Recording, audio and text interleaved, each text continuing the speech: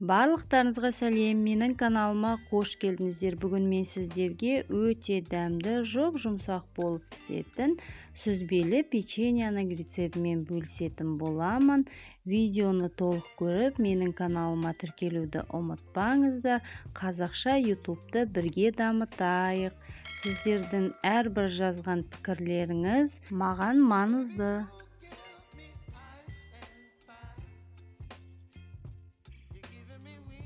Ыдысқа бір жұмыртқаны жарып аламыз.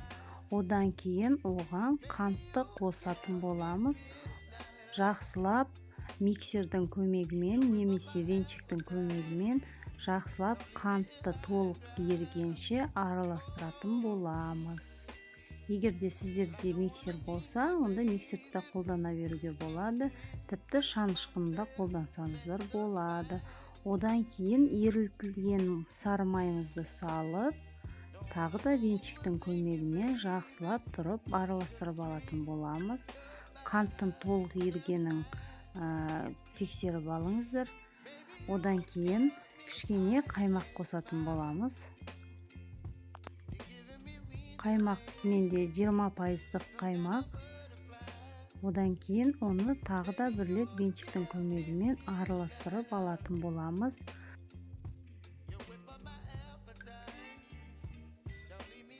Одан кейін еліктен ұнды өткізіп, осы сұйық массамызға қосатын боламын. Менің каналымда өте дәмді, бір жасағаннан мінсіз болып шығатын сметанник пирогының рецебті бар. Оны мен сіздерге подсказка ретінде сілтемені қалдырып кететін боламын. Егер ұнап жатса, видеоны көріп, дәл сондай пирогты жасауға кеңес беремін. Өте дәмді болып шығатын пирогтардың бірі. Әрі жасау жолы өте оңай. Міне енді қолымызбен осы массамызды, қамырымызды біріктіретін боламыз.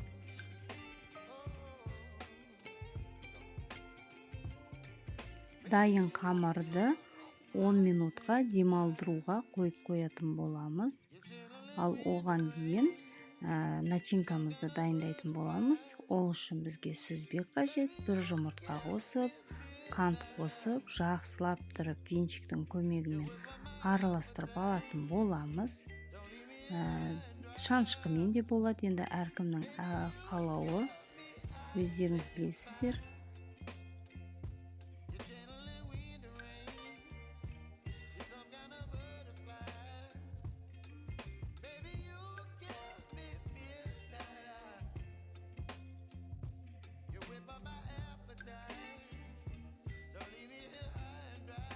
Енді толық демалған қамырды бірнеше бөліктерге бөліп, дәл осы видеодағындай қарап тұрғандарыңыздай дөңгелетіп, бірнеше бөліктерге бөліп тастайтын боламыз.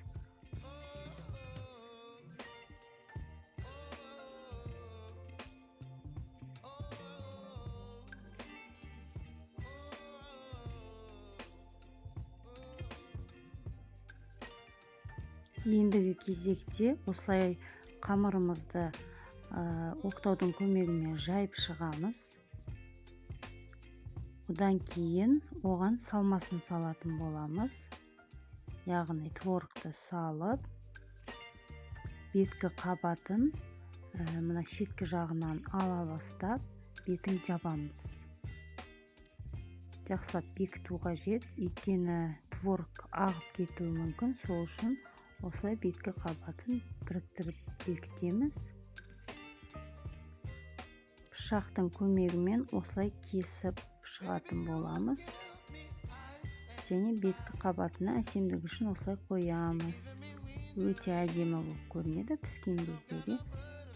Ең маңыздысы осы творогтың беткі жаңағы екі шетін толығымен жақсылап бекіту қажет. Әйтпесе сүзбеміз біздің ағып кетуі мүмкін. Бала кезімізде мектептен сочникті алып жеуші қой. Сол дәл сондай дәмді сочниктің рецебті менің каналымда бар. Оны мен сіздерге подсказка ретінде конечная заставка бөліміне қойып кететін боламын. егер де дәл сондай сочник жасағыңыз келсе, менің рецебім арқылы жасауға болады. Міндетті түрде жасап көріңіздер. Подсказка ретінде конечная заставка бөліміне қойып кетемін. Егер видео ұнап жатса, сіздерге маған тіркелуді ұмытып кетпеңіздер. Сіздерге үлкен рахмет.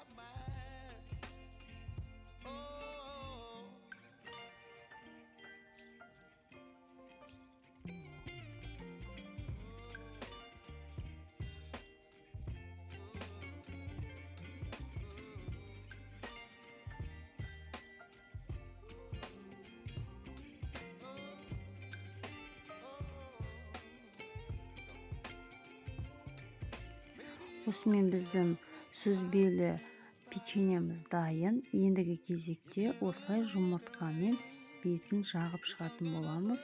Ол бізде жылтыр әдемі түс беретін болады. 180 градуста 40 минут пісіріп алдым. Міне осымен біздің печеньеміз толығымен дайын. Әсемдігі үшін мен сахарный пудраны сеуіп қойдым. Енді ол әркімнің өз қалауы, сеппей қойсаңыз да болады. Бірақ сепкен кезде өте әдемі, ерекше қылдырып көрсететін болады. Міне толығымен печеньеміз пісті. Өте дәмді, жұмсақ болып пісті.